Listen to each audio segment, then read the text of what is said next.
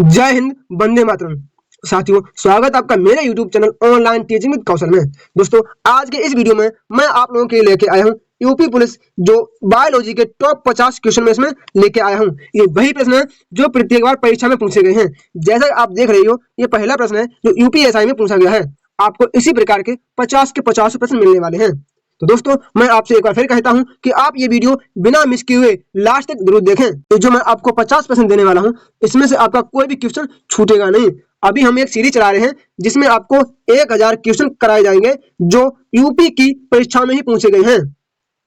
दोस्तों, अगर आप में से कोई भी मेरे चैनल पर नया है तो कृपया मेरे वीडियो को लाइक, शेयर तथा चैनल को सब्सक्राइब जरूर करें। दोस्तों, मैं आपसे रिक्वेस्ट कर रहा हूं कि इस गांव के लड़के को भी कुछ ना कुछ बना दीजिए। जैसा कि आपको पता है कि मैं वही कंटेंट लेके आता हूं जो हर बार परीक्षा में पूछा जाता है। अपने माँ बाप का सपना वर्दी पाकर जरूर पूरा करें और उनके सामने एक बार वर्दी में आकर उन्हें सैल्यूट जरूर करें। तो चलिए स्टार्ट करते हैं बिना किसी देरी के अपना पहला प्रश्न। हाँ तो साथियों, क्वेश्चन नंबर हमारा 1 क्या हो जाएगा? निम्नलिखित में से कौन सा एक आनुवांशिक विकार नहीं है? इनमें से कौन सा एक आनुवांशिक रोग नहीं है? तो इसका सही आंसर क्या हो जाएगा? Option number A, myxoedema. ये मिक्सिडिमा ये हमारा आनुवांशिक रोग नहीं है। आनुवांशिक रोग वे रोग होते हैं जो पीढ़ी दर पीढ़ी दूसरे में ट्रांसफर होते रहते हैं। जैसे कि कोई रोग पिता को है, वही रोग उसके बच्चे को हो जाएगा और वही रोग उनके अगले बेटे को हो जाएगा। तो ये कहते हैं क्या? तो इसको कहते हैं क्या? आनुवांशिकी रोग। गास्ट्रेक्टोमीज मांसपेशी मानव शरीर के किस भाग में स्थित है? तो ये कहाँ होती है? कोहनी में, अंगुलियां, गर्दन या फिर निचली टांग। तो इसका सही आंसर हो जाएगा ये गैस्ट्रेक्टोमीशियम जो हड्डी है ये कहाँ पाई जाती है? ये हमारी निचली टांग में पाई जाती है। ऑप्शन नंबर डी हमारा सही आंसर हो जाएगा। अगला प्रश्न हमारा क्या है? श्वसन के दौरान मनुष्य के द्वारा छोड़ी जाने वाली सांस में कार्बन डाइऑक्साइड का प्रतिशत लगभग क्या होता है? जब हम सांस लेते हैं उसके बाद जब हम उसको सांस को बाहर छोड़ते हैं तो कार्बन डाइऑक्साइड कितनी मात्रा में बाहर निकलती है? तो दोस्तों, इसका सही आंसर हो जाएगा option number B, 4% carbon dioxide हमारे जब हम सांस लेते हैं उसका छोड़ते हैं तो 4% कार्बन डाइऑक्साइड हमारे मुख से निकलती है। हमारा अगला प्रश्न क्या हो जाएगा? भूजल ब्लू बेबी सिंड्रोम में खनिज प्रदूषण के कारण होता है। ये जो ब्लू बेबी सिंड्रोम है इसमें किस खनिज के कारण प्रदूषण होता है? मैग्नीज, नाइट्रेट, मैग्नीशियम या फिर पोटेशियम। तो इसका सही आंसर हो जाएगा ऑप्शन नंबर बी, नाइट के। इसका सही आंसर हो जाएगा ऑप्शन नंबर बी, नाइट्रेट के कारण ऐसा होता है। हमारा नेक्स्ट प्रश्न क्या है? छोटी आंत का अंगुली की तरह छोटा हिस्सा जो पोषक तत्वों को सोख लेता है उसे क्या कहते हैं या वह किसका बना होता है? तो इसका हमारा सही आंसर हो जाएगा ऑप्शन नंबर सी, उन्हें बिली कहते हैं। जिसे आपने देखा होगा जो हमारी छोटी आंत है उसमें अंगुलियों की तरह एक संरचना बनी होती है, उसे हम बिली विली या बिली कहते हैं। अगला हमारा प्रश्न क्या हो जाएगा? बढ़ते हैं अपने अगले प्रश्न की तरफ। हाइपोक्लीमिया किस प्रकार की कमी का कारण होता है? जो हाइपोक्लीमिया है ये किसकी कमी के कारण हो जाता है? आयरन, आयोडीन, पोटेशियम या फिर सोडियम। तो इसका हमारा सही आंसर हो जाएगा ऑप्शन नंबर सी, पोटेशियम कारण ऐसा हो जाता है। नेक्स्ट, बौनेपन, बच्चे में होने वाला बौनापन रोग किसके कारण होता है? मतलब किसकी कमी के कारण होता है ये हमें बताना है।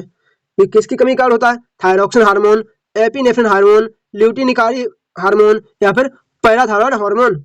इसका सही आंसर हो जाएगा option number A, thyroxine hormone के कारण ऐसा थायरॉक्सिन हार्मोन के कारण ऐसा हो जाता है। जब किसी बच्चे में थायरॉक्सिन हार्मोन की कमी हो जाती है तो उसकी लंबाई बढ़ती नहीं है, मतलब उसमें बौनापन आ जाता है। धीरे धीरे ऐसा होता रहता है और कुछ लक्षण उनके पिता के भी आते हैं जिससे ऐसा नहीं होता है। हमारा नेक्स्ट प्रश्न क्या हो जाएगा? पोलियो टीके के लिए नैनो पेज का आविष्कार किसने किया? ये पोलियो के टीके के लिए नैनो पेज है, इसका आविष्कार किस व्यक्ति ने किया? तो इसका हमारा सही आंसर हो जाएगा option number B, mark candle. Option number B हमारा सही हो जाएगा, मार्क कैंडल ने इसका आविष्कार किया। नेक्स्ट प्रश्न हमारा क्या हो जाएगा? निम्नलिखित में कौन सा यौन संचारित रोग नहीं है? इनमें से कौन सा यौन के द्वारा संचारित रोग नहीं है? तो इसका सही आंसर हो जाएगा ऑप्शन नंबर सी, टाइफस। क्या टाइफस एक यौन से होने वाला रोग नहीं है। अगला प्रश्न हमारा क्या है? क्यू बुखार किस जीवाणु के कारण होता है? जो क्यू बुखार है यह किस जीवाणु के कारण होता है? Bacillus rickettsia. तो इसका हमारा सही आंसर हो जाएगा ऑप्शन नंबर सी, क्या कोशियाला बार्नेटी। क्या कोशियाला बार्नेटी। अगला हमारा प्रश्न क्या हो जाएगा? शरीर के किस भाग में त्रिज्या अस्थि स्थित है? शरीर के किस भाग में त्रिज्या अस्थि स्थित है? कलाई, जबड़ा, जांघ या फिर पैर? तो इसका हमारा सही आंसर हो जाएगा ऑप्शन नंबर ए, कलाई। अगर आपसे ये पूछा जाए कि वयस्क मनुष्य में कितनी हड्डियां होती हैं, तो आप बताओगे क्या? 206। ये जो त्रिज्या अस्थि का नाम आया है इसे रेडियस कहते हैं। क्या? इसे रेडियस कहते हैं। अगला प्रश्न क्या हो जाएगा? प्रतिरक्षात्मक रोगों का इलाज निम्न में से किस दवा से किया जा सकता है? ये जो प्रतिरक्षात्मक रोगों का इलाज है ये इनमें से किसके द्वारा किया जा सकता है? तो इसका सही आंसर हो जाएगा ऑप्शन नंबर ए, गामा ग्लोबिन। नेक्स्ट प्रश्न हमारा क्या है?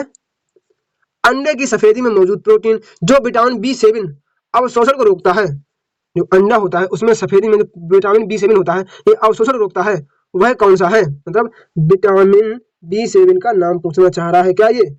तो इसका सही आंसर हो जाएगा ऑप्शन नंबर ए, एल्यूमिनियम।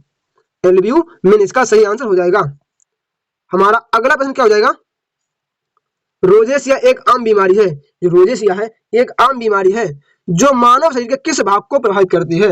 रोजेसिया किस भाग को प्रभावित करती है? तो ये हमारे त्वचा को प्रभावित करती है। किसे? त्वचा को प्रभावित करती है। इससे हमारे त्वचा, ये मुंह है ना, मुंह में मुहासे निकल आते हैं। क्या? मुंह में मुहासे निकल आते हैं। ये ज्यादातर महिलाओं में होने वाला रोग है। हमारा अगला प्रश्न क्या हो जाएगा? मानव शरीर में श्रोणि कंकाल का आकार कैसा होता है? जो हमारा मानव शरीर है इसमें श्रोणि कंकाल का आकार कैसा होता है? वर्ग, त्रिकोण, आयत या फिर षडभुज? तो इसका सही आंसर हो जाएगा ऑप्शन नंबर बी, त्रिकोण का होता है। नेक्स्ट प्रश्न हमारा क्या है? क्रोमोटिन जिसमें बाहरी धारियां होती हैं, जिसमें गहरी धारियां होती हैं और जो अधिक घना भरा होता है उसे क्या कहते हैं? तो क्रोमोटिन है जिसमें गहरे रंग की धारियां होती हैं उसे क्या कहते हैं? इसका सही आंसर आएगा ऑप्शन नंबर सी, हेट्रोक्रोमोटिन। उसे हेट्रोक्रोमोटिन कहा जाता है। हमारा नेक्स्ट प्रश्न क्या हो जाएगा? कौन सा खनिज मांसपेशियों और तंत्रिका तंत्र को सक्रिय और नियंत्रित करता है? इनमें से कौन सा खनिज है जो मांसपेशियों और तंत्रिका तंत्र को नियंत्रित करता है? जिंक, लोहा, फास्फोरस या फिर मैग्नीशियम? तो इसका सही आंसर हो जाएगा ऑप्शन नंबर डी, मैग्नीशियम। हमारा अगला प्रश्न क्या है? कार्डियोलॉजी में दिल की धड़कन का, जो कार्डियोलॉजी होती है इसमें दिल की धड़कन का अध्ययन करने के लिए हमें किसका प्रयोग करते हैं? बताइए किसका प्रयोग करते हैं? इसका सही आंसर हो जाएगा option number B, cathode ray. जो कैथोड रे है इनका हम प्रयोग करते हैं। दोस्तों अगर आप मेरे चैनल पर नए हैं तो कृपया मेरे चैनल को जरूर सब्सक्राइब करें। दोस्तों अगला प्रश्न हमारा क्या हो जाएगा? जब खाने में लंबे समय तक हरी सब्जियों का प्रयोग न किया जाए तो कौन सा रोग हो जाता है? जब हम बहुत समय से हरी सब्जियां नहीं खाते हैं तो इनमें से कौन सा रोग हमें हो सकता है? स्कर्वी, बेरी, रात्रि अंधत्व या फिर पेलाग्रा? तो यहाँ पर हमारा सही आंसर हो जाएगा ऑप्शन नंबर सी, रात्रि अंधत्व। मतलब इसका आंसर ये हो जाएगा कि जब आप हरी सब्जियां नहीं खाते हो तो हम मुझमें विटामिन ए की कमी हो जाती है। किसकी? विटामिन ए की कमी हो जाती है। विटामिन ए का रासायनिक नाम पूछे तो क्या जाएगा? रेटिनॉल। विटामिन ए का रासायनिक नाम रेटिनॉल हो जाएगा। अगला हमारा प्रश्न क्या है? मज्जा कोलेजन के गठन में कौन सा विटामिन मदद करता है? ये जो मज्जा कोलेजन है इनमें कौन सा विटामिन मदद करता है? Vitamin A, vitamin B6, vitamin B12 या फिर विटामिन B-C? तो यहाँ पर हमारा सही आंसर हो जाएगा ऑप्शन नंबर, क्या हो जाएगा इसका सही आंसर? ऑप्शन नंबर डी हमारा सही आंसर हो जाएगा, विटामिन सी इसमें मदद करता है। दोस्तों अगर आपसे ये पूछा जाए कि विटामिन सी का रासायनिक नाम क्या है तो आप बताओ क्या? Ascorbic acid. एस्कॉर्बिक एसिड इसका रासायनिक नाम हो जाएगा। और विटामिन सी जल में घुलनशील विटामिन है। हमारा नेक्स्ट प्रश्न क्या हो जाएगा? निम्नलिखित में से कौन से विटामिन को मानव में संश्लेषित किया जा सकता है? इनमें ऐसा कौन सा विटामिन है जिसको हम मानव से संश्लेषित कर सकते हैं? Vitamin C, vitamin A, vitamin E या फिर विटामिन B3? तो इसका हमारा सही आंसर हो जाएगा option number D, vitamin B3। दोस्तों अगर आपसे विटामिन B3 का नाम पूछा जाए कि इसका रासायनिक नाम बताओ तो इसका रासायनिक नाम क्या हो जाएगा? नियासिन। इसका रासायनिक नाम नियासिन हो जाएगा। अगला हमारा प्रश्न क्या हो जाएगा? बढ़ते हैं अपने नेक्स्ट क्वेश्चन की तरफ। जल निकायों में निम्नलिखित में से किन पोषक तत्वों में वर्धित स्तर के कारण अतिपोषण होता है? ये जल निकाय होते हैं इनमें ऐसा कौन सा पोषक तत्व है जिसका अतिपोषण हो जाता है? नाइट्रो। इसका हमारा सही आंसर क्या हो जाएगा? Option number B, phosphate. इसका हमारा सही हो जाएगा ऑप्शन नंबर बी, फॉस्फेट। यह जल में जल्दी से घुल जाता है। फॉस्फेट जो है ना, ये जल में बहुत जल्दी घुल जाता है। हमारा अगला प्रश्न क्या है, नेक्स्ट प्रश्न हमारा क्या है, निम्नलिखित स्रोतों में से किसके माध्यम से पौधे हाइड्रोजन प्राप्त करते हैं? इनमें से ऐसा कौन सा स्रोत है जिसके माध्यम से पौधे हाइड्रोजन प्राप्त करते हैं? मृदा जल, धूप, मृदा या फिर वायु? तो इसका सही आंसर हो जाएगा ऑप्शन नंबर ए, मृदा जल से पौधे जो है ना हाइड्रोजन प्राप्त कर लेते हैं। हमारा अगला प्रश्न क्या हो जाएगा, आदर्श परिस्थिति में एक नए पादप या पौधों में पुनर्जीवित और विकसित होने के लिए एक कोशिका के गुण को किस रूप में हम जान सकते हैं? आदर्श परिस्थिति में एक पौधो मतलब एक कोई नया पौधा है, उसको पुनः जीवित मतलब उसका पुनर्विकास करना है, तो उसके लिए हम किसका प्रयोग कर सकते हैं? Clone, callus? तो इसका हमारा सही आंसर हो जाएगा option number B, totipotency. Totipotency इसका सही आंसर हो जाएगा। अगला प्रश्न हमारा क्या है, करते हैं अपने नेक्स्ट प्रश्न की तरफ। कौन सा सस्तन प्राणी उड़न लोमड़ी के रूप में जाना जाता है? ऐसा कौन सा स्तनधारी प्राणी है जो उड़न लोमड़ी के रूप में जाना जाता है? उड़न गिलहरी, चमगादड़, डार्विन लोमड़ी या फिर सफेद लोमड़ी? तो इसका सही आंसर हो जाएगा ऑप्शन नंबर बी, चमगादड़। चमगादड़ दुनिया का एकमात्र स्तनधारी है जो उड़ सकता है। चमगादड़ दुनिया का एकमात्र ऐसा प्राणी है जो उड़ सकता है। इसे उड़न लोमड़ी के नाम से भी जानते हैं। ये बच्चे पैदा कर उन्हें दूध पिलाता है क्या? ये बच्चे पैदा करके उन्हें दूध भी पिलाता है। हमारा नेक्स्ट प्रश्न क्या हो जाएगा, विज्ञान की निम्नलिखित शाखाओं में से कौन सी आंत के अंगों के अध्ययन से संबंधित है? इनमें से ऐसी कौन सी विज्ञान की शाखा है जो में आंत के बारे में अध्ययन कराती है? तो इसका सही आंसर है क्या, ऑप्शन नंबर बी, हमारा सही आंसर हो जाएगा। हमारा नेक्स्ट क्वेश्चन क्या है, अंकुरण के दौरान जल्दी पुष्पण की क्रिया को क्या, जो अंकुरण होता है उसके दौरान जो जल्दी पुष्प निकलते हैं उस क्रिया को प्रेरित करने के लिए बीज के द्युत शीतन उपचार की प्रक्रिया कौन सी प्रक्रिया कहलाती है? इसका हमारा सही आंसर हो जाएगा ऑप्शन नंबर सी, बीज प्रतिशन। ये हमारा सही आंसर हो जाएगा। अगला हमारा प्रश्न क्या हो जाएगा, एक वस्तु या वर्ग जो एक से अधिक मूल वस्तु या मूल वर्गों के गुणों से विशेषताओं को प्राप्त कर सकता है, उसे निम्न में से किस नाम से जाना जाता है?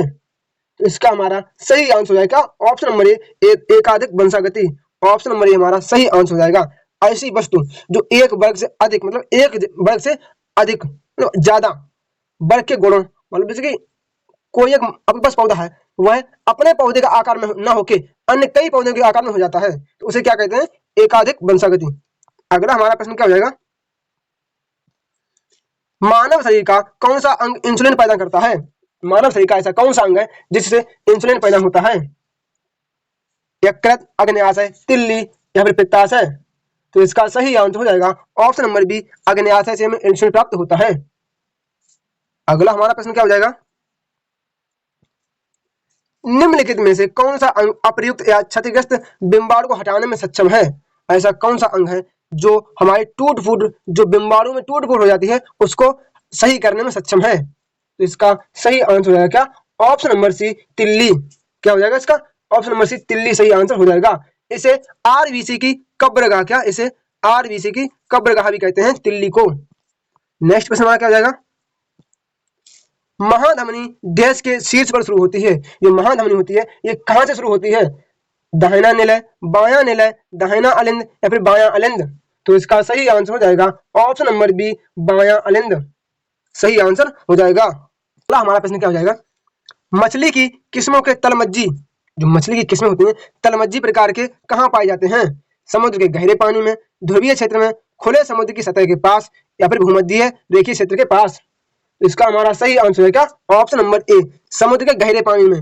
जो मछलियों में एक किस्म पाई जाती है कौन सी? तलमज्जी प्रकार की किस्म। ये मछलियां समुद्र के गहरे पानी में पाई जाती हैं। हमारा अगला प्रश्न क्या हो जाएगा, देश ने अधिग्रहित चित्र की विरासत के सिद्धांत को प्रतिपादित किया। इनमें से किसने विरासत के सिद्धांत को प्रतिपादित किया? तो इसका सही आंसर है क्या, ऑप्शन नंबर ए, जीन बैप्टिस्ट और लैमार्क। अगला हमारा प्रश्न क्या हो जाएगा,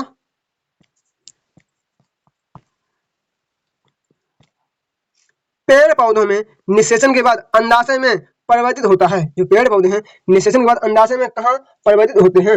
बीज में, पुष्प केशन में, जायांग में या फिर फल में?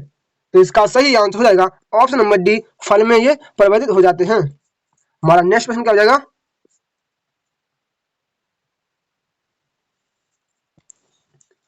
पौधों में पानी और पोषक तत्वों के परिवहन के लिए संवहनी ऊतक को क्या कहा जाता है? जो पौधों में पानी और पोषक तत्व पहुंचाता है उसे क्या कहते हैं? तो इसका सही आंसर हो जाएगा क्या? Option number C, xylem. देखो, पानी से क्या बोलते हैं? जल, तो जल से हम क्या रखेंगे? जाइलम याद रख सकते हैं। हमारा अगला प्रश्न क्या हो जाएगा? निम्नलिखित विकल्पों में से पुनः उत्पादन के लिए बीज उत्पादक पौधे का नाम चुनें।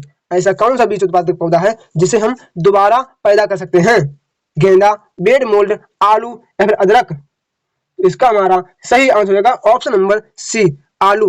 आपने देखा होगा कि जो आलू गाड़ते हैं पहले हम आलू अपना रखते हैं कोल्ड में, उसके बाद उसको निकालते हैं, तो उसके छोटे छोटे टुकड़े, उसको बोलते हैं आंख। आलू से एक गोल गोल आंख, ऐसी आंख लगी होती है। किस आंख लगी होती है? इन आंखों को हम लोग काटते हैं और इन्हीं को हम आलू को जमीन में गाड़ देते हैं। अगला हमारा प्रश्न क्या हो जाएगा? खून में कुछ कोशिकाओं की उपस्थिति के कारण रक्त के थक्के का गठन होता है। इन कोशिकाओं को क्या कहा जाता है? खून में ऐसी कौन सी कोशिकाएं हैं जिनके कारण रक्त का थक्का बनता है? उन्हें क्या कहते हैं? तो इसका सही आंसर हो जाएगा ऑप्शन नंबर डी, थ्रोम्बोसाइट। क्या? थ्रोम्बोसाइट उन्हें कहते हैं। अगला हमारा प्रश्न क्या हो जाएगा?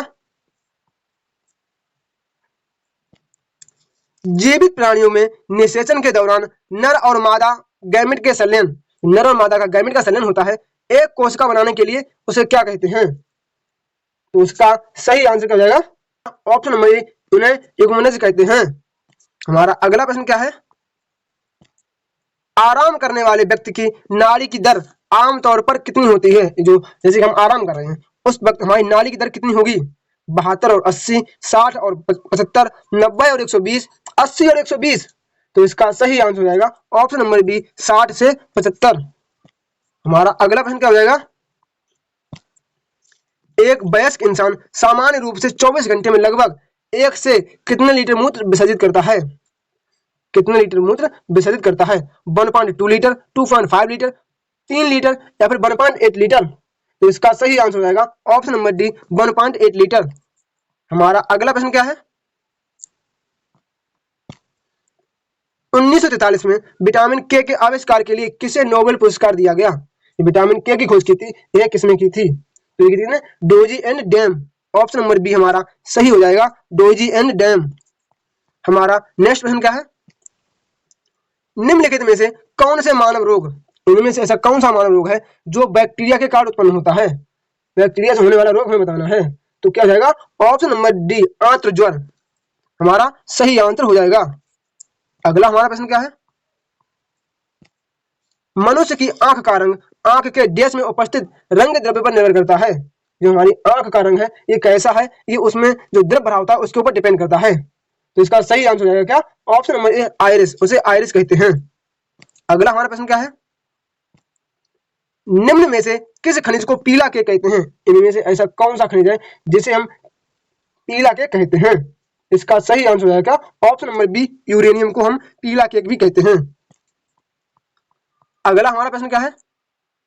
एंटीबायोटिक पेनिसिलिन की खोज किसने की थी? जो एंटीबायोटिक पेनिसिलिन है इसकी खोज किसने की थी? तो कितना साल क्वेश्चन आ गया। इसकी खोज की थी किसने? Alexander Fleming. Option number B हमारा सही हो जाएगा। अगला हमारा प्रश्न क्या है? उस वाहिनी का चयन करें जो मूत्राशय से मूत्र को शरीर के बाहर ले जाती है। तो क्या ले जाता है? जो मूत्र को मूत्राशय से बाहर ले जाती है उसे क्या कहते हैं? यूरेथेरा। क्या? यूरेथेरा कहते हैं। ऑप्शन नंबर ए हमारा सही आंसर हो जाएगा। नेक्स्ट प्रश्न हमारा क्या है? मनुष्य में पित्त का उत्पादन किस अंग में होता है? जो मनुष्य है इसमें पित्त का उत्पादन कहाँ होता है? पेट, अग्न्याशय, जिगर या फिर पित्ताशय? तो इसका सही आंसर हो जाएगा ऑप्शन नंबर सी, जिगर। जिगर को हम यकृत कहते हैं। क्या? यकृत कहते हैं। नेक्स्ट प्रश्न हमारा क्या है? निम्नलिखित रोगों में से कौन सा रोग फफूंद के कारण होता है? इनमें कौन सा रोग फफूंद के कारण हो जाता है? तो ये तो पता है आपको कौन हो जाता है? दाद हमारे फफूंद के कारण हो जाती है। अगला हमारा प्रश्न क्या हो जाएगा? विटामिन B7 का रासायनिक नाम क्या है? जो विटामिन B7 है इसका रासायनिक नाम क्या हो जाएगा? तो इसका सही आंसर हो जाएगा ऑप्शन नंबर बी, बायोटीन। अगला हमारा प्रश्न क्या है? निम्न में से कोशिकाओं का कौन सा भाग पशु कोशिकाओं में नहीं होता है? इनमें से ऐसा कौन सा भाग है जो पशु कोशिकाओं में नहीं पाया जाता है? ये तो आपको पता क्या, उसमें कोशिका भित्ति नहीं पाई जाती है। साथियों, आज का ये वीडियो आपको कैसा लगा? कृपया मुझे मेरे कमेंट बॉक्स में कमेंट करके जरूर बताएं। अगर आपको वीडियो अच्छा लगा तो वीडियो को लाइक, शेयर तथा मेरे चैनल को सब्सक्राइब जरूर करें। अपने दोस्तों के पास शेयर करते ही रहें, क्योंकि ये वही प्रश्न है जो बार-बार परीक्षाओं में पूछे गए हैं। Thanks for watching. मिलते हैं अपने अगले वीडियो में कुछ इंपॉर्टेंट प्रश्न बायोलॉजी, सिर्फ और सिर्फ बायोलॉजी के कुछ इंपॉर्टेंट प्रश्नों के साथ।